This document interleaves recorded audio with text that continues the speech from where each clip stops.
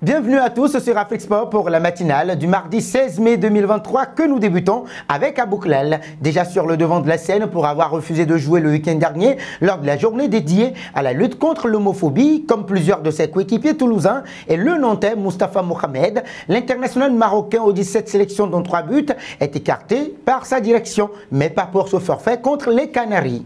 D'après RMC, le natif de Rotterdam se serait rendu coupable d'un comportement déplacé envers Laurence Haribagé, adjointe au maire en charge des sports, lors des célébrations après le succès contre ces mêmes Canaries en finale de Coupe de France. Lors des festivités au Capitole le 30 avril dernier, Zakaria Abouklal aurait répondu ceci à Laurence Haribagé qui lui demandait à lui et d'autres joueurs de faire moins de bruit pendant le discours de Philippe Montagnier, coach de l'équipe toulousaine. Chez moi, les femmes ne parle pas comme ça aux hommes. Le Toulouse FC a pris acte de ces accusations et décidé de trancher dans le vif à titre préventif.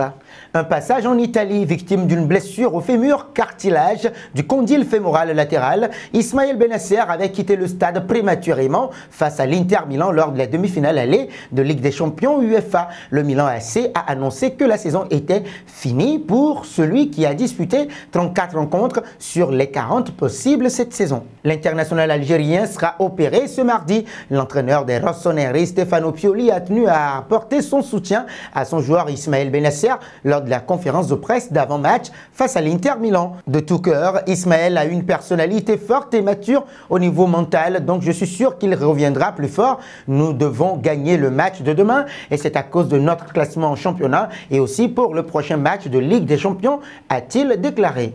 Nous voici arrivés à l'instant quiz avec 3 indices pour connaître notre joueur mystère du jour. Premier indice, je suis un attaquant de 21 ans.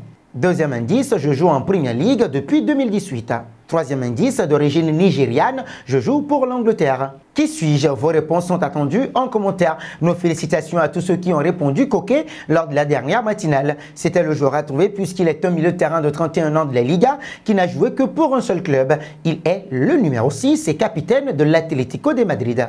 Parlons d'Hakim Ziyech. La soif de Chelsea pour Raphaël Leão pousse le club londonien à sacrifier Hakim Ziyech. Selon des sources anglaises, l'international marocain serait proposé au Milan AC pour un échange avec le Portugais. Depuis quelques jours, Raphaël Leão est devenu une cible importante pour Chelsea. Les Blues font de l'international portugais une pièce offensive utile pour la saison prochaine. Mais le Milan AC réclame 100 millions d'euros avant de laisser partir son attaquant. Pour Chelsea, la somme demandée par les Milanais est trop élevée. Et pour la revoir à la baisse, ils pensent sacrifier Hakim Ziyech. Cette saison, le Marocain a été très peu utilisé par les Londoniens. Il fait partie des joueurs indésirables. Alors qu'il est susceptible de rejoindre le Paris Saint-Germain, sa destination peut changer à cause de cet échange proposé par Chelsea. Mais côté milanin, cette proposition ne passe pas. Le Milan AC ne demande que du cash.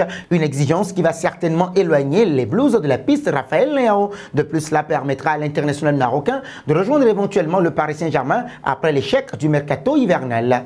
Passons en Espagne, un dimanche de joie. Voilà les termes utilisés par Juan Laporta afin de qualifier la victoire du FC Barcelone sur la pelouse de son voisin de l'Espagnol 4-2 et qui a ainsi permis aux ouailles de Xavi Hernandez de sécuriser la 27e Liga de l'histoire du club catalan. Ainsi, plusieurs joueurs du groupe du technicien espagnol ont pu glaner le premier trophée majeur de leur carrière.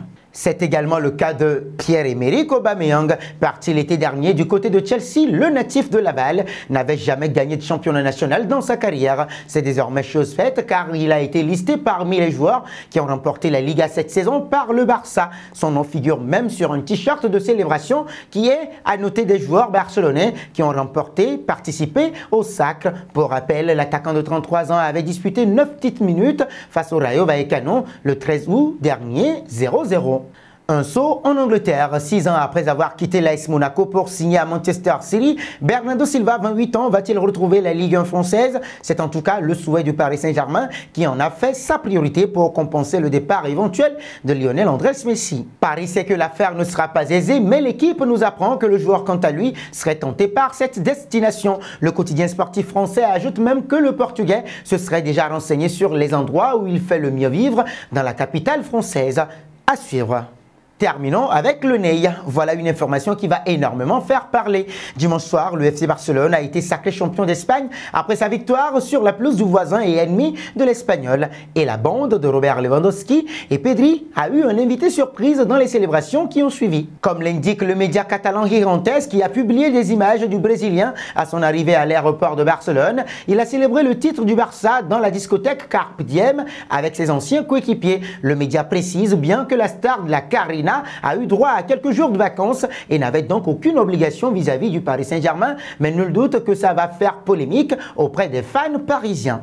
Et nous arrivons au terme de cette matinale que nous bouclons avec la question du jour. Bernardo Silva pourra-t-il faire l'affaire si Messi quitte le Paris Saint-Germain? Vos réponses sont attendues en commentaire. Mais en attendant, n'hésitez surtout pas de vous abonner sur Afrique-Sport et d'actionner la cloche de notification pour ne rien manquer du football continental et international.